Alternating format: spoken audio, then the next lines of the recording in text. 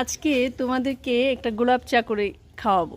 গাছ থেকে তরতাজা গোলাপ ছিঁড়ে নিচ্ছি। আজকে সবার জন্য গোলাপ চা করা হবে।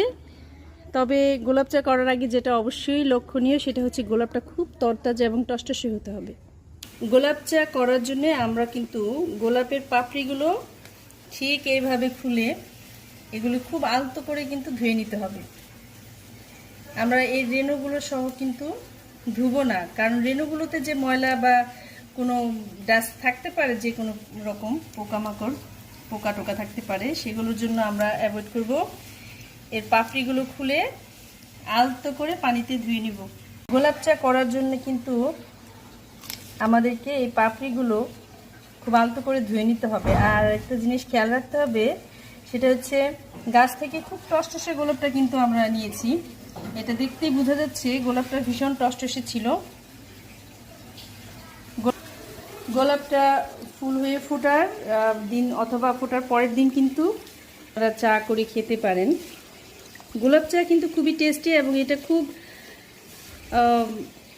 দামি একটা চা।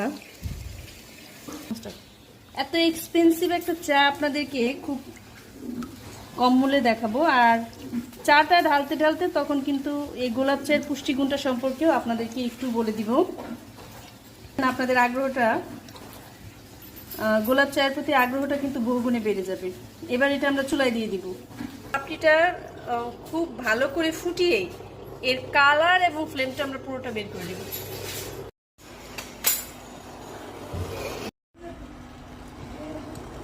গোলাপ চায়ের ক্ষেত্রে একটা বিশেষ ইনফরমেশন হচ্ছে, গোলাপ কিন্তু কালারের উপরে এটার চায়ের কালার ডিপেন্ড করবে। লাল গোলাপের ক্ষেত্রে চায়ের কালারটা আসবে হালকা গোলাপি, আর গোলাপি গোলাপের ক্ষেত্রে এরকম একটু লেমন লেমন কালার আসবে। গোলাপ চায়ে পছন্দ মতো চিনি দিতে হবে। আমি খুব বেশি একটা সুগার খাই না, এই জন্য 1 চামচ চিনি দিচ্ছি। এটা আপনাদের পছন্দ মতো একটু বেশি দিতে পারেন। আমি কিন্তু এখানে যার যার রুচির উপর ডিপেন্ড করে। আমার চাটা একটু হালকা লেমন লেমন কালার হবে, এই জন্য নিচের প্লেটটা কিন্তু আমি একটু লেমন কালার প্লেট নিয়েছি।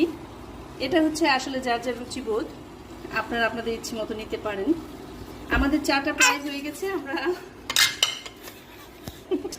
আমার বাচ্চা দেখেছেন, আমার চাটা কিন্তু হয়ে গেছে। এখন আমি এটাকে ছেঁকে নিব। চাটা ঢালতে ঢালতে আপনাদেরকে এর পুষ্টিগুণ সম্পর্কে বলবো।